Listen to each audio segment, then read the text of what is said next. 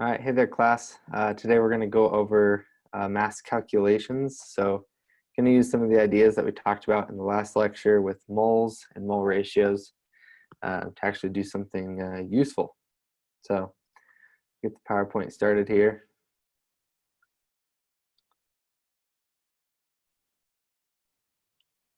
Sorry. Okay. All right. Sorry about that. Okay, let's get started with this first quiz. Go ahead and pause it and see how you do. All right, coming back here. So this should be some review from the last one.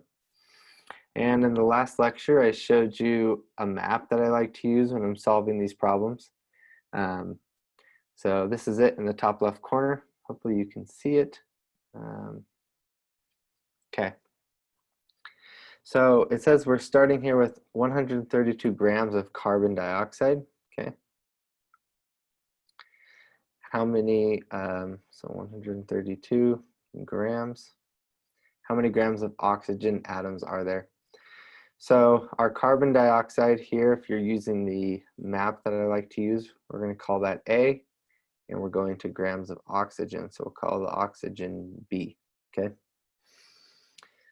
So I always do that. A is what you're starting with, and B is what you're trying to convert to or calculate. Okay, so we're starting with grams of carbon dioxide, so that's grams of A, right? And we need to know how many grams of oxygen atoms are there. That means we're going to be going to grams of B, right? B is oxygen. So we need, in order to get there, I've got to go up to moles of A, over to moles of B, and down to grams of B. Okay, that's the path that we need to go through. So we start here with 132 grams of CO2. And when converting between moles of A and, converting between A and B, so from one compound to another compound or a compound to an element or anything like that, you have to go through moles, okay? So the only way to connect any two things is using moles right here, okay? So this is like the mole bridge, if you will. So we need to convert grams to moles in order to use that. So to convert grams to moles, we use the molar mass, right? So the molar mass of carbon dioxide is going to be carbon weighs about 12.0 and oxygen weighs about 16.0. So we have two oxygens, so that's 32 plus 12 is 44. So CO2 is 44 grams per mole. And remember to put your labels on here, grams of CO2 to moles of CO2. Okay, so now we're at moles of CO2, which is moles of A, and we can convert over to moles of B using our ratios. So for every 1 mole of CO2, we have 2 moles of oxygen, right? Because every carbon dioxide, for every 1 molecule of carbon dioxide, we have 2 atoms of oxygen. Okay, so it's a 1-to-2 ratio there. So that's the molar ratio that you see here. And then we need to go from moles of B down to grams of B. So we're going to use the molar mass of oxygen. So 16.0 grams of oxygen is going to give us, or is how much 1 mole of oxygen weighs, right? That's the molar mass of oxygen. Okay, so now we can see grams of CO2 cancel out, moles of CO2 cancel out, moles of oxygen cancel out, and we're left with grams of oxygen, which is what the question is asking for, right? Okay. This is kind of just the PowerPoint walking you through another way to do it here. And we get C, right? Awesome. Okay. So just as another review, go ahead and pause and try this question. Okay. So how many oxygen atoms are there in 10.2 grams of aluminum oxide? All right, so if we pull up our little map here, it might be helpful if you learn how to just draw this out. I'm not going to give it to you on the test, but you do have scratch paper on the test. So when you start the test, you could, draw this out if you want on your scratch paper and then have it if you want to do it that way. Okay, so we're going to, so the question is asking for how many oxygen atoms.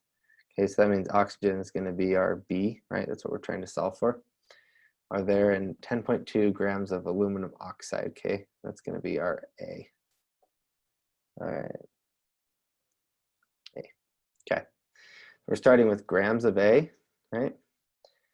And we want to get to oxygen atoms. So this is molecules or atoms, depending if it's a single element or not. I think we've talked about that. So we're going to go up to moles of A, over to moles of B, and then to molecules of B. Okay, so we're going to start with 10.2 grams of aluminum oxide. So you know that aluminum has a 3+ charge, oxygen has a 2- charge. So practicing, hopefully you've practiced this for the first exam, how to write out ionic compounds. Aluminum oxide, it looks like that. Okay, and then we need to go from grams of A up to moles of A, so we need to use the molar mass. So hopefully that's here. There we go. So it's 10.2, or sorry, 102 grams per mole. Okay. So that's grams of aluminum oxide for every 1 mole of aluminum oxide.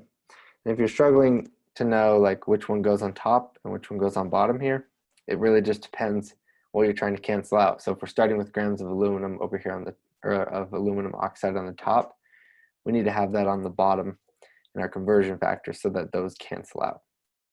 Okay, so now we're at moles of A and we need to go over to moles of B. So that's going to be our molar ratio. So if you look at the formula here, you can see that for every 1 mole of aluminum oxide, you're going to get 3 moles of oxygen. Okay, so now we have moles of B, or moles of oxygen, and we need to get to molecules of B. So for every 1 mole of oxygen, we're going to have 6.022 times 10 to the 23rd molecules of oxygen. All right. And you can go through and check. Grams cancel out, moles cancel out, moles cancel out, and you're left with molecules of oxygen, or atoms of oxygen. Okay. All right, I think we got that there. PowerPoint can walk us through it. Okay, so you can see we go from grams to moles, from moles to moles, that's crossing this bridge, and then from moles to atoms. So this is kind of walking you through it kind of stepwise, but either way would work, whatever works best for you. Okay, so predicting. Okay, so I think we looked at this example in the last lecture. Okay, so we say we have 10 grams of ethane burned, right? And we want to know how many grams of oxygen are needed or how many grams of CO2 are produced. We talked about how these coefficients in chemical equations can be useful, but we didn't really talk about actually doing the calculations to predict how many grams of CO2 are produced when you burn 10 grams of ethane, okay? So stoichiometry is the name for these kinds of calculations. We'll be talking about it in this lecture and in the next lecture, I believe. Cool. Okay, so if we went through this kind of question, this kind of walking you through the steps, but I'm just going to show you how I do it using this map here. Okay, so if the question says how much CO2 is needed, right? Sorry, how much oxygen is needed given 10 grams of ethane, right? So if you burn 10 grams of ethane here, how much oxygen are you going to need to fully burn those 10 grams of ethane? That's kind of what the question's asking here. So the question's asking for O2, right? So that's going to be our B, okay? And then ethane is going to be our A, right? Because that's what we're starting with. We're starting with grams of ethane, and it just says how much O2 is needed. So we don't really know if we're going to be answering this question in moles of how many grams of oxygen is needed. We don't know if we're going to need to answer this question in moles of oxygen or grams of oxygen or molecules of oxygen. That would just depend on, sometimes the question says it explicitly, or sometimes if you just look at the units of the answer choices, you'll be able to tell what you need to convert it into, okay? So for here, we're gonna figure out the molar mass for each reactant, okay? So we're starting with grams of ethane right here. We're then gonna use the molar mass to go to moles of A, okay? And we can use the mole-to-mole ratio to get over to moles of B, which is O2. And this 2 to 7 here, we haven't seen these molar ratios before. So this is 2 moles of ethane for every 7 moles of oxygen. And those numbers you just pull off of the chemical equation right here, okay? So if once it's balanced, you can use those coefficients to solve this problem. Okay, so now we're at moles of B, and so I think, yeah, so we're actually gonna do grams of B, okay, this is our final. So we just need the molar mass of B, which is O2, so the molar mass of O2 is gonna be 32 grams per mole, right? This isn't just oxygen, this is O2 in this case. Okay, and that gives you how many grams of oxygen is needed to burn 10 grams of ethane. Cool. All right, go ahead and try this one. Try and figure out how much carbon dioxide is produced and how much water is produced if you burn 10 grams of ethane. Okay, coming back, I don't know if you need a little hint, but go if you want to, if you didn't get it the first time, try and use this map and do it again. Okay, so try again and see if you can get it. All right, if you still can't get it with the map, we're going to walk through it here. So we're starting with grams of ethane burned, right? So this is going to be our A. And this is 2 separate calculations. One would tell us how much CO2 is produced, right? So that would be our B. And then if we did it another time, we could use water as B. But either way, we're going from grams of A to moles of A, over to moles of B, and down to grams of B. So this is something we've already done a couple times. It's just, before we were doing it within like a single molecule, right? We would say if we had 10 grams of ethane, how many grams of hydrogen do we have, or something like that. But when we're doing it with a chemical equation, we're just, really all that changes is the mole ratio. You're gonna have to change. Okay. So here's all the molecular weights for the different compounds. Again, on an exam, you probably won't be given this stuff. You might be, but usually you'll just have to calculate it yourself. Again, to do that, for example, with carbon dioxide, carbon weighs about 12.0 grams per mole. And these values come from the periodic table that you'll be given on the exam. So you don't need to memorize molar mass for each element, but you'll need to calculate molar mass for a compound. And then oxygen weighs about 16.0 grams per mole. So 2 times 16 is 32, plus 12 is 14, and that gives you the 44.0 grams per mole here. Okay, and then these are the different conversions you need, right? So if we're first looking at from ethane to carbon dioxide, 2 moles of ethane produces 4 moles of carbon dioxide, and we get that from these coefficients here. And then 2 moles of ethane produces 6 moles of water. Again, you get that from the 2 in front of the ethane and the 6 in front of the water in the chemical equation. Okay, so let's start with this first one, which is producing how much, or producing carbon dioxide. So start with grams of A, so you can kind of see that if you're following along on this map. We then use the molar mass to convert up to moles of A, okay?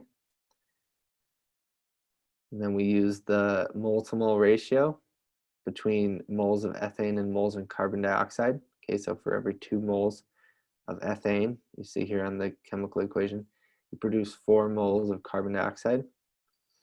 Then we need to go down to grams of B using the molar mass of carbon dioxide here. You can see all the units cancel out and you're left with grams of carbon dioxide. And the process is going to be pretty much the same for water. All that changes is the mole ratio is a little different. And the molar mass of water obviously is different than the molar mass of carbon dioxide. Okay. That's what's produced when you burn 10 grams of ethane. So pretty cool, you can kind of predict what you should get in a chemical reaction. So pretty cool. All right, go ahead and try and solve this quiz question. All right. Again, I'll pop up. Oh, let's see. Oh, I don't have the, I think I do have the map. I just think the, sorry, animation put it at the end. Okay, I'm just gonna walk through it with you real quick. So we've got 4 grams of calcium with sulfur to form calcium sulfide. So what we need to do is first draw out a chemical equation. Sulfur is telling us that it's S8, okay?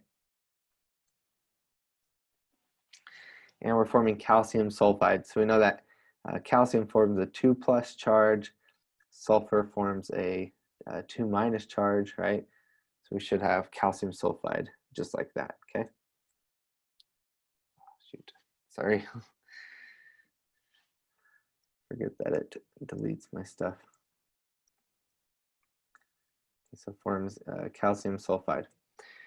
So then before we can use this, we need to balance the equation.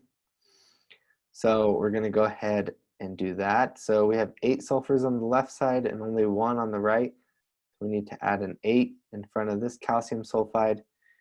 Now the sulfurs are balanced, but we need an 8 in front of the calcium as well. So we have 8 calciums, 8 sulfurs on the left, and 8 calciums and 8 sulfurs on the right, okay? And we're starting with 4.0 grams of calcium. Okay, so I'm going to start with 4.0 grams of calcium, okay? I'm then going to convert from grams to moles. Okay, so I don't have the molar mass memorized, so let me, I think it's going to erase it. Okay, let's try it right here. So 4.0 grams of calcium.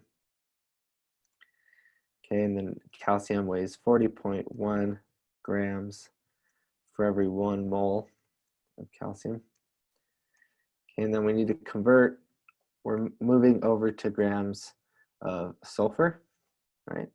So for every 1 mole, sorry, for every 8 moles of calcium,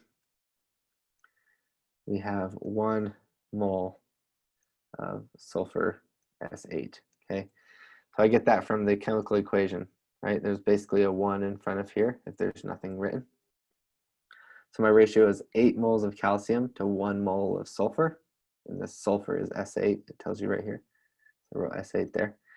And then I can pull the molecular weight of sulfur here. It's drawn out, but it's not really calculated. So you do 8 times 32.1. Okay, it gives me for every 1 mole of sulfur, I'm going to have 257 grams, okay? All right, and that's of sulfur. Okay, so now we should be able to cancel out all the units. And we're left with grams of sulfur, which is what we're looking for in our answer here, okay? There's a PowerPoint doing it. And you'll get 3.2 grams of sulfur. Perfect, okay. And there's the map. So in this case, calcium was our A, sulfur was our B. We went from grams over to moles of A, over to moles B, down to grams of B, okay? All right, so as you can see, that's the most common conversion from grams of A to grams of B is usually what we're doing. All right, let's see if we can do this one. Go ahead and practice this one as well. Okay, Again, my map isn't going to show up until the end here, but we've done a lot of these already, so let's just go ahead and walk through it here on the PowerPoint. Okay, so we're starting with grams of aluminum oxide, and it's decomposing to form aluminum and oxygen. So this was nice because it's already ran out and balanced for us. But the question may just say aluminum oxide decomposes into aluminum and oxygen, and then you'll have to actually write out your own chemical equation for it and then balance it. We did that in one of the more recent ones here in this lecture. So yeah, you probably will practice that in the homework as well. Okay, and how much aluminum metal is produced is the question that we're asking. So we need to go from grams of aluminum oxide. Right? This is like the A, if you have one of the maps, if you've drawn it out on your notes or anything. And we're going to aluminum metal. So this would be our B, okay? All right, so we need to convert from grams of aluminum oxide into moles of aluminum oxide. So we'll use the molar mass. And this is how you find the molar mass, right? So the molar mass of aluminum by itself is 27 grams per mole. And the molar mass of oxygen by itself is 16 grams per mole. 3 times 16 plus 2 times 27 gives us 102 grams per mole, which is the molar mass we're using here. We can convert from moles of aluminum oxide to moles of aluminum using the coefficients. So it's a 2-to-4 ratio. For every 2 moles of aluminum oxide, we produce 4 moles of aluminum, right? And then we convert from moles of aluminum to grams of aluminum using the molar mass of just straight aluminum, which is 27. We get 10.8 grams of aluminum. Cool. And that's the map. Cool. All right. So that one's, I didn't present a lot of new ideas in that lecture. It's mainly a bunch of practice problems. I think this can be a harder subject sometimes. So go ahead and practice those in the homework and on your own, and come to office hours if you need any help with that. We can walk through it a little more. So, alrighty, we'll see you next time.